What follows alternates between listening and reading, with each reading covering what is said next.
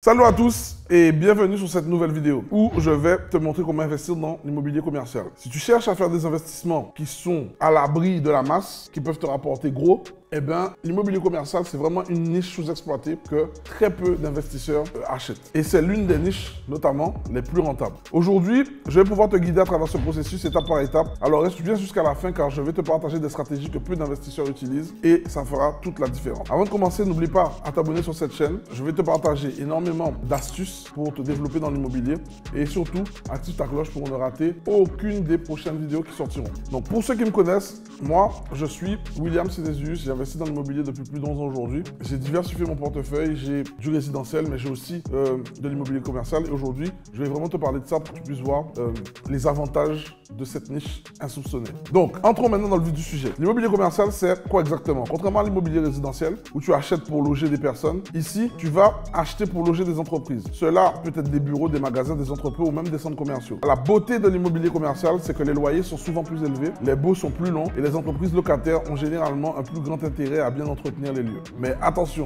ça demande aussi une approche différente. Le premier obstacle que beaucoup rencontrent est la peur du marché. L'immobilier commercial peut sembler intimidant, des prix plus élevés, des contrats complexes, mais ne vous inquiétez pas, on va démystifier tout cela. En fait, le plus grand obstacle, c'est souvent la peur de l'inconnu. Qu'est-ce qui vous bloque lorsque vous devez acheter de l'immobilier commercial? Dites-le moi dans le commentaire. J'aimerais beaucoup savoir quel est votre point, votre plafond de verre. Et comme ça, je vous aiderai avec les moyens que j'ai à ma disposition. Passons maintenant aux stratégies pour entrer sur ce marché. La première stratégie, c'est de chercher des biens mal évalués. Oui, même dans l'immobilier commercial, il y a des biens et des opportunités incroyables que les autres négligent. Notamment des biens qui sont mal gérés ou mal positionnés. L'objectif est de les acquérir à un prix inférieur à leur valeur réelle, les rénover ou les repositionner sur le marché en augmentant leur valeur. Deuxième stratégie, le financement créatif. Beaucoup de gens pensent qu'il faut des millions d'euros en capital pour se lancer dans l'immobilier commercial.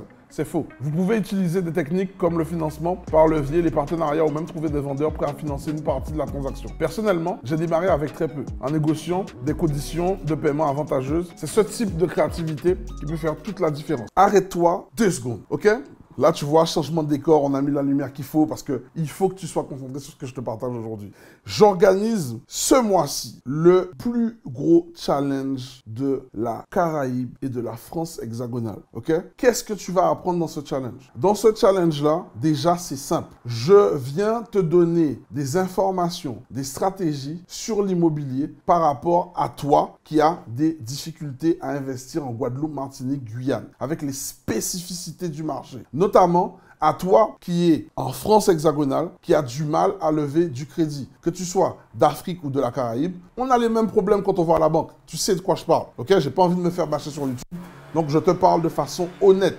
Maintenant, ce que tu vas apprendre dans ce challenge, ce sont des stratégies, des techniques qui vont te permettre d'être certain que tu vas atteindre tes objectifs en immobilier. Ça fait peut-être plus de 1 an, 2 ans, 3 ans, 4 ans, 5 ans, 6 ans, voire 10 ans que tu souhaites investir dans l'immobilier et qu'en fait, à chaque fois, tu repousses ce moment tant attendu parce que tu te dis « Oh, c'est peut-être pas fait pour moi ». La réalité, c'est que c'est fait pour toi, mais comme tu ne sais pas comment y procéder, à chaque fois, dès qu'il y a une première difficulté, tu abandonnes. Le challenge, c'est l'occasion de pouvoir rencontrer des personnes comme toi, ok, qui ont eu des résultats et qui continuent à avoir des résultats où tu vas pouvoir t'inspirer de leur réussite et de leur stratégie que tu vas pouvoir mettre en pratique pour toi afin que ça fonctionne pour toi également, ok? Donc, inscris-toi juste en dessous de cette vidéo. Tu verras, c'est le challenge immobilier. Simple, efficace, pas besoin de faire trop de blabla. Tu t'inscris, les places sont limitées. Ça a lieu une seule fois et c'est ce mois-ci. Donc, saisis ta place et je te recommande de prendre la place en VIP. Quand tu es en VIP, tu vas parvenir et tu vas venir à la session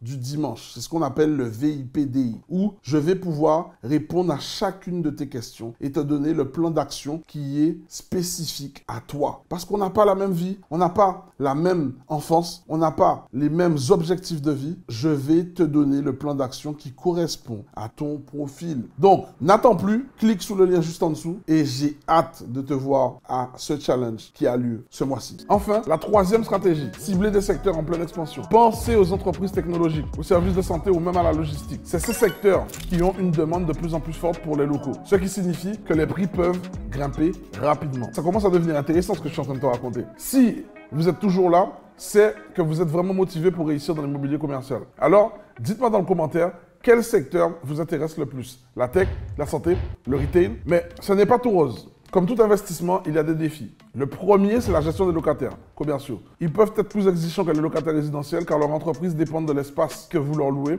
Le second, c'est l'adaptation aux fluctuations du marché. Le marché commercial peut être plus volatile que le résidentiel, surtout en période de récession. Mais vous savez quoi? Chaque défi est une opportunité déguisée. J'ai appris que tant que vous êtes bien formé et que vous vous adaptez rapidement, vous pouvez non seulement surmonter ces obstacles, mais en sortir beaucoup plus fort. Ce que j'ai appris après plusieurs années dans ce secteur, c'est que l'immobilier commercial demande patience, stratégie et détermination. Ce n'est pas pour tout le monde, mais ceux qui réussissent peuvent atteindre des niveaux de richesse bien supérieurs à ceux qui se contentent de l'immobilier résidentiel. Si vous êtes prêt à faire le saut, à prendre des risques calculés, alors vous êtes sur la bonne voie. Avant de conclure, si vous avez trouvé cette vidéo utile, n'oubliez pas de vous abonner et de mettre un like. J'ai aussi mis en lien dans la description un guide gratuit sur les meilleures stratégies pour investir dans l'immobilier commercial. Alors, cliquez, téléchargez-le maintenant. Le plus grand regret que vous pourriez avoir, c'est de ne pas avoir commencé plus tôt. L'immobilier commercial est une opportunité incroyable et j'espère vraiment que vous allez saisir cette chance que très peu de personnes saisissent en ce moment. Allez, à très bientôt.